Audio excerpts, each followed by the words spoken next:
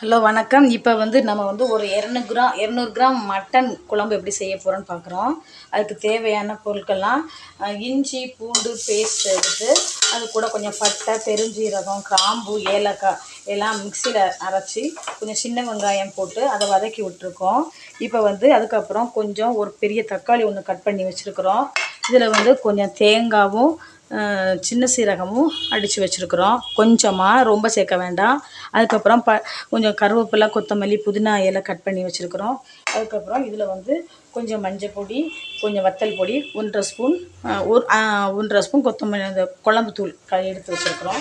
இப்போ இஞ்சி பூண்டு பேஸ்ட் எல்லாமே நல்லா வதங்கிடுச்சு. இப்போ நம்ம அது கூட தக்காளி, கொத்தமல்லி, கருவேப்பிலை இலை போட்டு கொஞ்சம் வதக்கி விட்றோம்.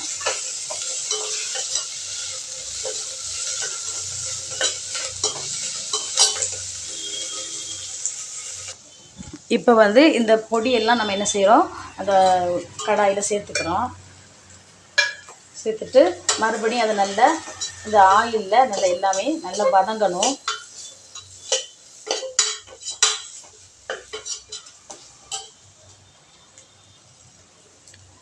வதக்கியாச்சு. இப்போ அந்த குழம்பு அந்த மசாலாவோடு சேர்த்து நம்ம மட்டன் என்ன செய்கிறோம் அதோட போட்டு அதை கூட கொஞ்சம் அதை சேர்த்து வதக்கி விட்டுக்கிறோம்.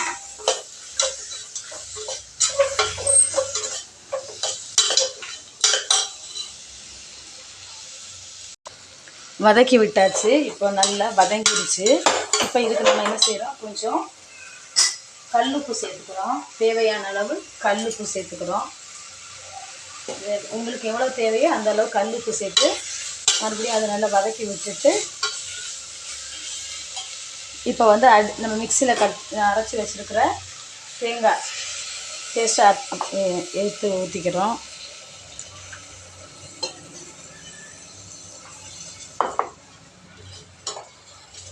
இப்போ பாருங்கள், குழம்பு இந்த அளவுக்கு கெட்டியாக இருக்குது. இப்போ இது கூட கொஞ்சம் நம்ம தண்ணி சேர்த்து நம்ம குக்கர் மூடியை போட்டு விசில் போட்டு நம்ம குக்கரை மூடி வச்சுக்கிறோம்.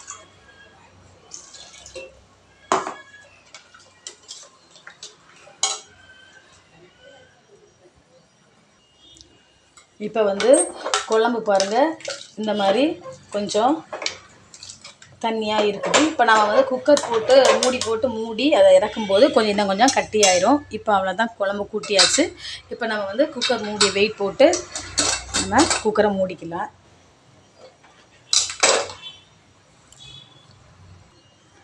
பாருங்கள், மட்டன் குழம்பு நல்லா குக்கரில் ரெடி ஆயிடுச்சு. ஒரு மட்டன் கூட்டி ஒரு 7-8 விசில் வச்சு நம்ம என்ன செஞ்சுக்கலாம், குக்கரை மூடிக்கலாம். இப்போ நல்ல கறி நல்லா அழகாக வெந்து நல்லா ரெடி ஆயிடுச்சு. இப்போ நம்ம கடைசியாக இறக்குன அப்புறம் இதில் கொஞ்சம் கொத்தமல்லி, கருவேப்பிலை தூவி நம்ம என்ன செஞ்சுக்கலாம், பரிமாறிக்கலாம். பாருங்கள், சூப்பராக வந்துருச்சு கறி குழம்பு. இதை குக்கர்லேயும் கூட்டி ரெடி பண்ணலாம், சாதாரணமாக கடாயிலையும் நம்ம என்ன செஞ்சுக்கலாம், கூட்டிக்கலாம். சூப்பராக இருக்குது. பாருங்கள், நல்லா மட்டன் குழம்பு ரெடி ஆயிடுச்சு. நல்லா மட்டன் நல்லா வெந்து அருமையான குழம்பு, டேஸ்டான குழம்பு ரெடி ஆயிடுச்சு. இங்கே சாதம் ரெடி ஆயிடுச்சு. நல்ல சுட சுட சாதம் ரெடியாக இருக்குது. அதுக்காகட்டா நல்ல ஒரு 4 துண்டு மாங்காய் பீஸை கட் பண்ணி வச்சாச்சு.